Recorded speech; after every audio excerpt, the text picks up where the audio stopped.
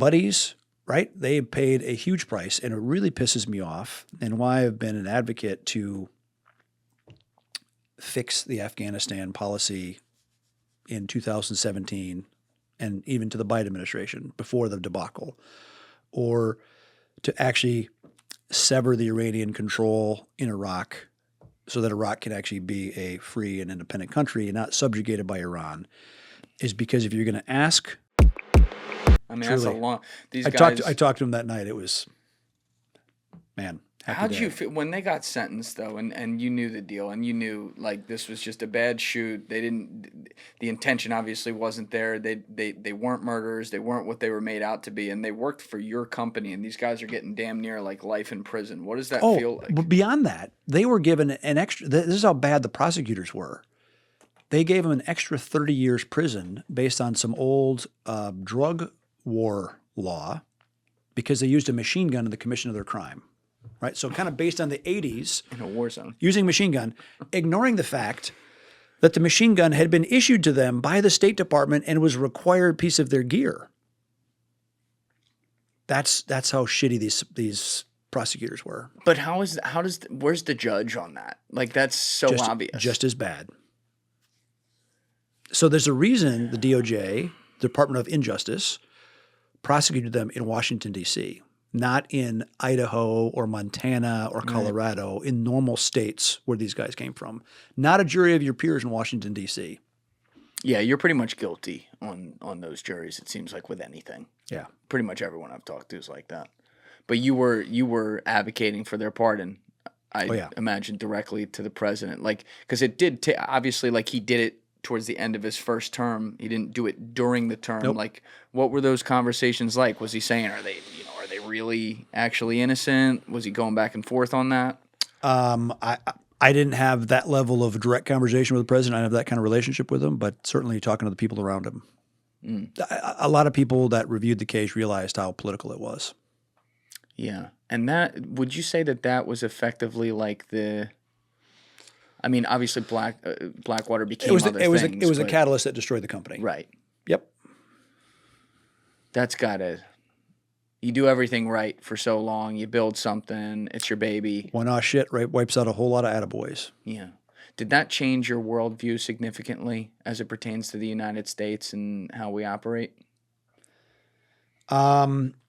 I still believe in the Republic, very much so, and the Constitution and those things. I realize that I'm not the first patriot to have been screwed by the U.S. government, and certainly won't be the last. Yeah, I don't like to and whatever nonsense. Look, the guys lost years of their lives. Right. Thank God they're out now. Thank God for President Trump pardoning them. That was undoing a massive injustice. Whatever bullshit I had to put up with and building a business, having it smashed, pales in comparison to vets that have lost their mental health, their marriages, their physical health, limbs, eyes, buddies, right? They paid a huge price, and it really pisses me off, and why I've been an advocate to fix the Afghanistan policy in 2017 and even to the Biden administration before the debacle, or to actually sever the Iranian control in Iraq so that Iraq can actually be a free and independent country and not subjugated by Iran, is because if you're going to ask soldiers to go do a difficult thing in a dangerous place and you're going to suffer, get injured, or die, have enough respect to see the job through and don't be a pussy about making difficult, dangerous decisions. And that the problem is in Washington, we have way too many of that. We don't have the Clausewitz moral courage of people making difficult decisions.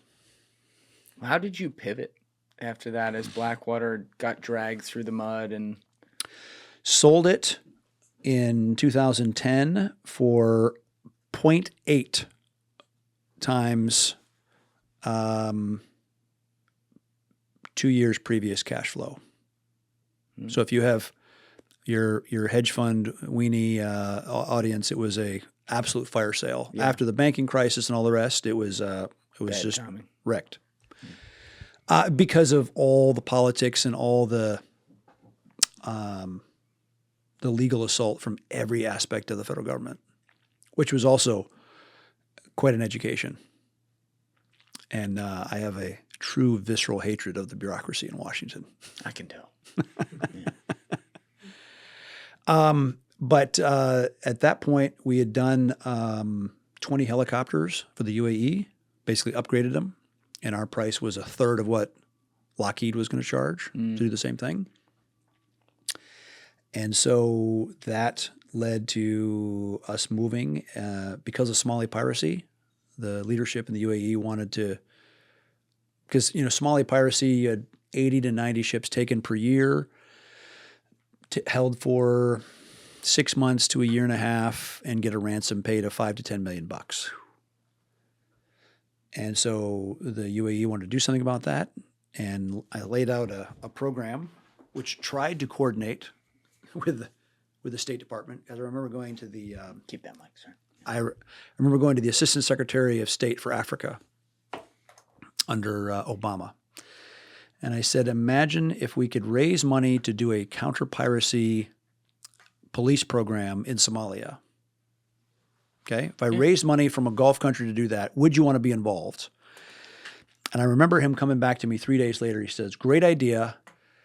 Keep it as far away from the U.S. government as you can, because we'll be debating it in the interagency process for the next 5 years. Oh, wow.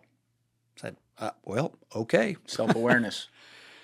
And so that led to the Puntland Marine Police Force.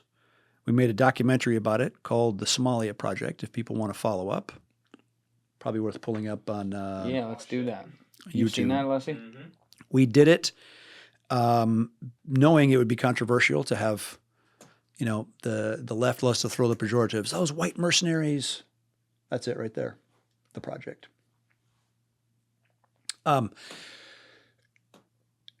Did that, filmed it, and because, again, the UN and the idiots in the Washington bureaucracy came and tried to smash this as well for building the audacity of building a police force of Somalis led by some expats to go after the pirate logistics. And sure enough, the unit went active in 2011, 2012. Piracy fell to about zero, and you don't hear much about Somali piracy anymore.